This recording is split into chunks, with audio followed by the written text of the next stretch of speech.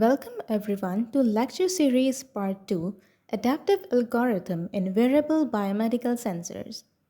Whenever we use wearable devices like smartwatches or implantable sensors to measure heart rate, oxygen levels, or brain activity, the signals don't always come out clean. Movements like walking, exercising, or even adjusting a sensor can introduce motion artifacts, unwanted noise that hides the real signal.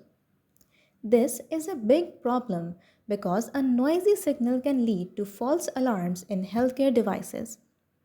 Over time, many solutions have been tried, from simple filters to more advanced techniques.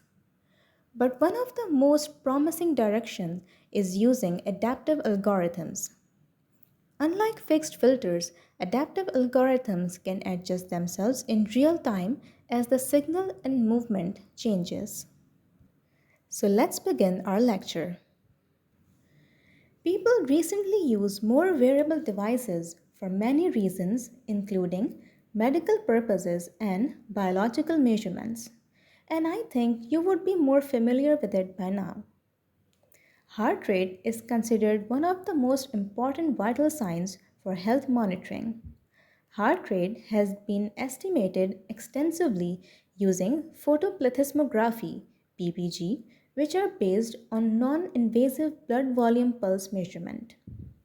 PPG waveforms are considered an excellent example of the biomedical signals that are measured and analyzed for the effect of the motion artifacts on wearable devices because of their extensive and daily use by people, and also because they are worn most of the time on hands and feet, which are affected significantly by motion and physical activities. Motion artifacts are considered a kind of physiological interference due to the movement of the limbs, which hinders efficient estimation and analysis of the biological measurements.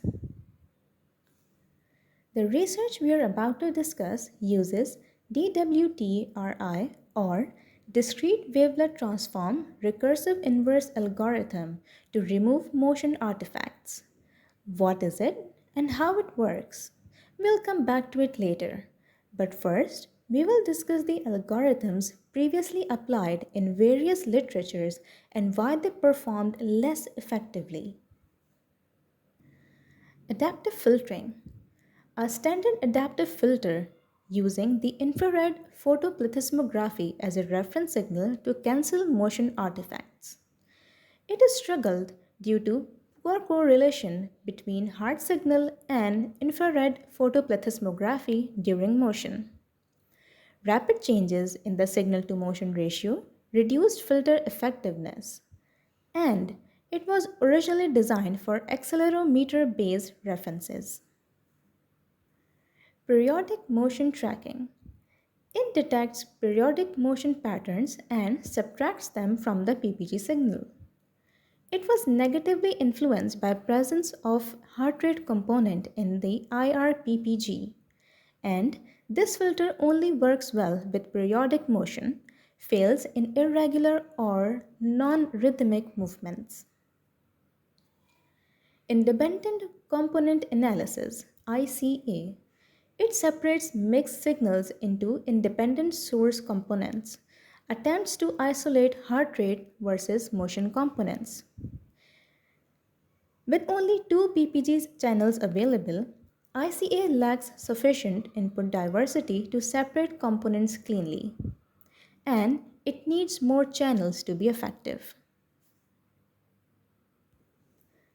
Bandpass filtering is a simpler baseline method that applies a fixed bandpass filter around expected heart rate frequencies instead of SSA for signal reconstruction. It is highly sensitive to inaccuracies in heart rate estimation. If the band is misaligned, it fails to remove artifacts or may cut off hard components. To remove motion artifacts in PPG signals, the problem was that PPG signals, especially during exercise, are often corrupted by motion artifacts, which greatly overlap the heart rate information. The goal is to isolate clean PPG components from motion induced noise using low computation techniques. The main strategy is that the algorithm combines multi resolution analysis MRA via discrete wavelet transform DWT to decompose the PPG signal, and adaptive filtering using recursive inverse filtering with wavelet domain inputs to iteratively remove motion artifacts using accelerometer signals as references. Let's break it down step by step. First is wavelet decomposition DWT. The raw PPG signal is run through successive high pass and low pass filters. This splits the signal into approximation components, low frequency heart rhythms, and detail components, high frequency noise or artifacts. Components linked to motion artifacts, typically at certain scales, are flagged for removal. In second step, the accelerometer axes x, y, z provide reference signals correlated with motion artifacts but not with the true heart signal. The filtered goal EK, that is output clean PPG signal at time k, equals SK, that is input PPG signal at time k, is estimated from raw PPG signal given by the equation on the right. dk equals to sk plus nk, with nk the motion artifact noise. Signals of XYZ axis accelerometer channels are used as the noise reference signal, x at the time k. X at the time k, as you can see on the diagram. EK is estimated error, which represents the clean PPG signal after motion artifact removal, and it will be used for heart rate estimation. DWTRI adaptive filter algorithm is used here to efficiently suppress the motion artifacts from the raw PPG signal and use it for heart rate estimation. DWT improves the performance of the RI algorithm in terms of convergence rate and mean squared error value. You can see the equation on the screen. Here, HK represents filter coefficients at time k. RZZ at time k is the estimated autocorrelation from the accelerometer reference. PZD at the time k represents cross correlation between variables.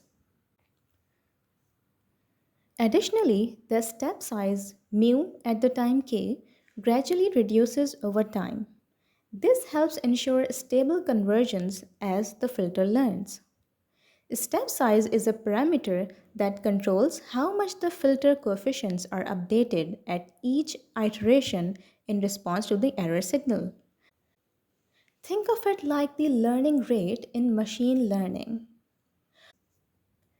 Forgetting factor beta is a parameter that determines how much weight is given to the past data versus recent data in algorithms. For variable motion artifact removal, a lower value helps the algorithm forget older motion disturbances quickly and adapt to new activity patterns. In the third stage, the filtered wavelet domain PPG gets cleaned sequentially.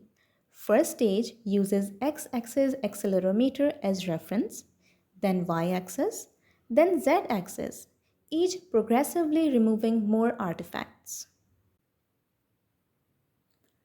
In the last step, after filtering, the cleaned wavelet components are combined using inverse DWT.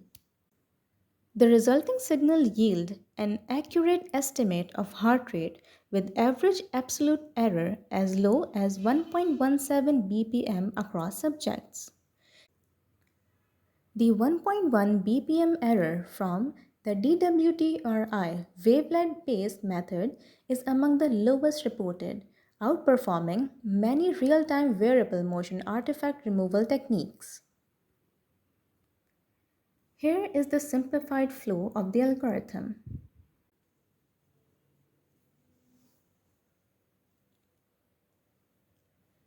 The reason it works well is due to low computational complexity that is suitable for wearables, unlike heavier methods like ICA or deep learning. Effective artifact suppression balances accuracy with efficiency. Adaptive and robust, automatically adjust to changing motion conditions using the forgetting factor and step size control. That's it for this lecture.